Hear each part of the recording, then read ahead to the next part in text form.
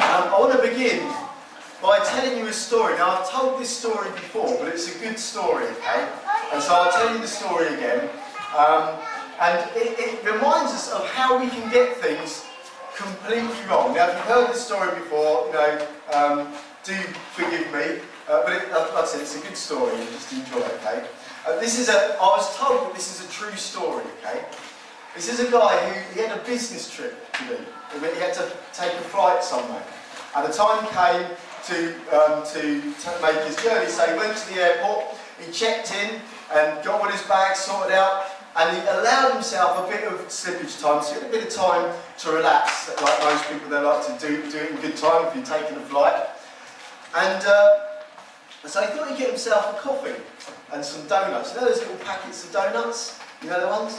So he gets himself some donuts, gets himself a coffee, and he goes to sit down. He's got his briefcase, he's got his newspaper under his arm, and there's nowhere to sit. There are people sitting around all the tables, but there's one table with one guy sitting at the table, and there's a seat opposite on the other side. So he thinks, I'll go and sit in that vacant seat. So he goes down, and he sits down and makes himself comfortable, starts to read his newspaper, has a sip of his coffee, and he hears a rustling. And he looks, and the man who's sitting opposite him is taking a donut out of his packet of donuts. And he's like, now try and imagine this actually happened, okay? He's like, what on earth is he doing? Now, he didn't look like the kind of crazy person to do that, but sure enough, he was taking this guy's his donuts. He like looks at him as if to say, what are you doing? And he grabs his donuts and pulls them back across the table on his side, takes a donut out and eats it, looking at this guy as if to say they're my donuts. And he carries on reading his paper. And then he sees this guy's hand taking the donuts back, and he takes another one of the donuts out. You only get like 5 or 6 donuts in a packet. And so he's like, inside, now he's a Christian, inside he's thinking, I want to punch this guy in the face. Who does he think he is? And he's absolutely raging, but he manages to contain himself. And he grabs his donuts back, takes another donut out, eats it, and like pulls them a bit closer to himself. Carries on reading his paper. He's thinking, who is this nut job? Anyway, a couple of moments later, same thing happens again. This guy has the audacity, he gets up, leans across the table, and takes the donuts, and he watches the donuts slide. He looks at the guy looks at him, he takes another donut, eats it, he's looking at this guy, and the guy nods at him, and pushes the donuts across the table for him to take the last of his donuts. He's got one donut left. He's like absolutely incensed. He takes the donut out, eats it. He's like really angry, reads his paper. This other guy gets up and leaves, and he's like thinking, what was that about? Anyway, the time comes for him to go. So he gets his paper, wraps up, puts it under his arm, goes to pick up his briefcase, and on top of his briefcase is his packet of donuts. Okay? Now, he got this other guy completely wrong, right? Yeah, he was thinking, he was raging at this other guy, he was really angry and thinking, what kind of a guy is this? All the while, this other guy must have been thinking, what a nut he is. But had the grace to smile at him and give him his last donut while he's really angry at him. So he got it completely and totally and utterly wrong. We all make mistakes, and we all get things wrong. I made a mistake this morning after getting out of the shower. I sort of, dried myself off, got the BO basher, sprayed it under my arm, and realised that's not, I felt a weird sensation under my arms. That shaving foam. There's a big pile of shaving foam, thinking, I thought maybe I should just, get the old days. I didn't. But we all get things completely wrong sometimes, don't we? And the truth is, many of us get the completely wrong idea about Christmas. And particularly when we think of it from a Christian perspective. We might think that we know, even as Christians, we pick up all the trappings of Christmas and we can forget what it's really all about. Ruben, can you display that verse I asked? And so we're just going to think about, or ask yourself this question, have I got Christmas wrong? When I think about what Christmas is all about, and even think of it from a Christian perspective, have I got it all wrong? And have I made a mistake and misread it completely? And I think most of us tend to do that. You've all heard the story of the Virgin Mary. She has baby Jesus. And you've probably imagined, you know, the nativity scene, you know, the star glowing above the stable, and there's, yeah, you see these pictures, don't you, and little models and that. It's all very cosy. Well, the reality was the stable was a dirty, stinky place. Have you been in a barn with animals? Right, there's rubber, you know, turd all over the floor, isn't there? And rats, and this was a horrible situation. And Christmas, from beginning to end, there's a lot of, you know, a real mess around Christmas, even in the Bible. And we see it here. Mary is found to be with child. You know, they lived, okay, if you're Jewish culture, it was more Victorian than Victoria herself. They were proper, prim, and proper. You did not go getting pregnant. It brought shame, you know, terrible shame on the family. And the communities were very close. The whole community would have totally judged them. And so, try and imagine being Mary. She's probably, definitely no older than 17 years old, a young girl, coming home and having to tell her mum and dad that she's pregnant. That's a big deal, right? Big deal. And they would have been so angry. You know, Mary was all meant to be sweetness and light, their angel. And she's gone and got herself knocked up. You know, what has she been running around as, they'd have thought, a little hussy? You know, she would have been so condemned by the wider community. You know, the fact is like, what are we going to do about this? And if she's got older brothers, they're thinking, where's Joseph? Because they're going to be thinking, they know it's like Joseph, her husband to be. I want to smash his face in. They would have, if they'd have got a hold of him. In Jewish culture, do you know what? They would stone people to death for it. They would have been so angry. And so within the family, this is a mess. Christmas is a mess. A terrible mess. And then imagine trying to explain, no, it's not Joseph's fault. What?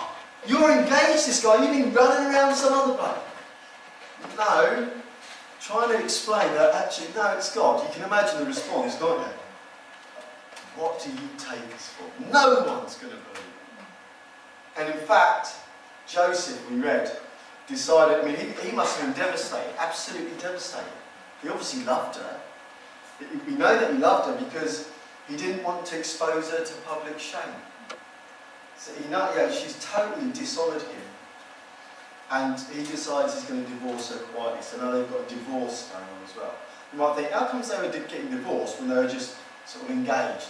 But in that culture, in Jewish culture, once you're engaged, as it were, that is it. That's the beginning of the marriage procedure. The only way to break it off from there is divorce. So she would have been a divorced woman. And that, again, had a reputation in those days. And so this was a real mess. I mean, I often think of Christmas, particularly from a Christian perspective, as very quaint and cosy. And the picture of a very quaint, cosy Christmas is a long way removed from the reality of our lives. Because life is in reality a bit of a mess most of the time. And all of us are either, if we think about our own families, our own situations, if we're honest, probably there's some mess somewhere. Things aren't working out how we want them to. There are things that perhaps cause us anxiety and worry and stress and hardship. Perhaps things that when you're laying in bed at night, you just get that worry, anxiety coming up. You get and there are concerns. And if you're not experiencing that at the moment, if you're not in some sort of a mess, you will be. The only qualification for having a life that's in a mess is to live long enough. And your life will be at some point, when it's about teenagers as they're growing up, or marriage challenges, finance, other scandals that might happen, things just, all of us face big mess at times. And in fact, mess characterises not only our own lives, at least from time to time, but the whole world in which we live. It's a mess. And most of us don't think of Christmas as a big mess, but it was. It was a big mess. And they knew about the reality of hardship and challenge and worry and anxiety. But here's the thing about Christmas, it's not just a mess. Sometimes it feels like our lives are just a mess, or this world in which we live in is just a mess. But here's the promise of Christmas. All this took place to fulfill what the Lord had said through the prophet. The virgin will conceive and give birth to a son, and they will call him Emmanuel, which means God with us. Now, this is another thing that we often misunderstand. You see, what this is saying is that right in the middle of the mess, God was with them. God, in the middle of the mess, God was with them. Again, imagine the arguments, the problems, the worry that family would have been having. They probably, in the midst of their mess, didn't see God. They were probably thinking, you know, God will have abandoned them, if anything. They would have been strong believers, but they probably thought God will have abandoned us as a family. But all they could see was a mess. And again, often that's the way that we are. All we see in our lives from time to time is the mess, and we feel like we're on our own. We've got to try and work it out. And we take on the weight and the worry of it. And there's so much uncertainty. And so much, not knowing about how things are going to work out. And that is how they must have felt. But this is telling us, no, we're not on our own. God is with us. He's not a long way somewhere up there, disinterested, leaving us to just get on with it. He's with us. That's what Christmas is all about. In the midst of our mess is God. Now the Bible tells us that God, came to his own, but his own didn't recognise him. Now, because when we think about God with us, this was a promise made not to everyone. This was primarily, or initially, for the Jewish people. Jesus was born into a Jewish family, a Jewish culture. The prophet that prophesied this was a Jew who had lived 700 years before. And he promised it for the Jewish people, the promised people, the people who are the chosen people of God. And so Jesus was this promise to them of God being with them. That's how they'd have read it. They wouldn't have read it God with everyone, they'd have read it God with us, the Jews.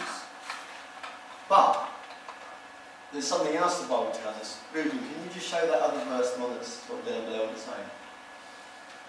This says, this is from the Gospel of John, it says the true light, and that's speaking about Jesus, and speaking about Christmas. The true light that gives light to everyone was coming into the world. And then it moves on from Christmas. He was in the world, and though the world was made through him, look what it says, the world did not recognise him. He came to that which was his own. This is the Jews. He came to them. He was born among the Jews. He came to that which was his own, but his own did not receive him. You know what the Jews did to Jesus? Anyone know? You know how the story ends for Jesus, at least on this earth? They rejected him. God with us, God came to them so that they could say God is with us in the midst of our mess. But they didn't recognise him. They didn't recognise him, and they rejected him. But then look at what it says. It says, yet to all who did receive him, to those who believed in his name, he gave the right to become children of God. Now that's a loaded statement. We haven't got time to think about what that means, but it's profound and it's amazing. But it's sufficient to say this. To anyone, his own rejected him, but to anyone who would receive him, he gave the right to become children of God. And that means that in our mess, God is with us. Here's the problem. Just like those Jews, often we don't recognise him in our mess. We don't see him. But the promise of God himself is this: he is with us.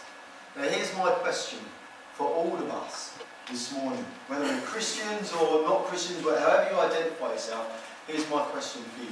This Christmas, what are you going to do? Are you going to realise and accept that the God of the universe is with you, even in the midst of your mess? Or are you going to turn your back on that possibility and just dismiss and reject this promise of God that he is with us?